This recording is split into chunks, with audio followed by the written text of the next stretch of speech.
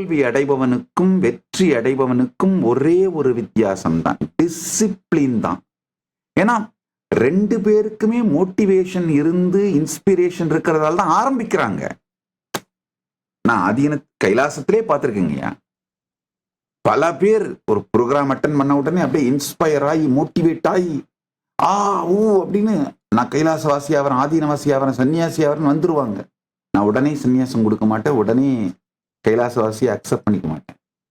நல்லது, இன்ஸ்பிரேஷன் ரொம்ப நல்லது. வா வந்து தங்கு, பாரு.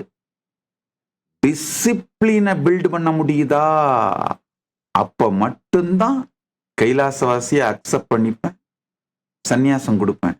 சன்னியாசம் வேணுன்றவங்களுக்கு சன்னியாசம், கிரகஸ்தர்களா வாழலாம். ஆனா எந்த அக்செப்டன்ஸும் டிசிப்ளினை பில்ட் பண்ண முடியுதான்னு பார்த்துட்டு தான் கொடுப்பேன். ஏன்னா டிசிப்ளின் தான் வாழ்க்கையை வெற்றியை நோக்கி கொண்டு செல்லும்.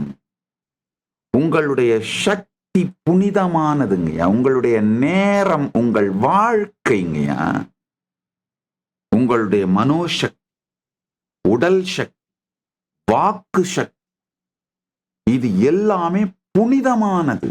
அவைகளை வீணா கேஷுவலா உபயோகப்படுத்தாதீங்க. 2026க்கு இதுதான் உங்களுக்கு புதிய வாழ்க்கையை அளிக்கும் பரம சத்தியம்.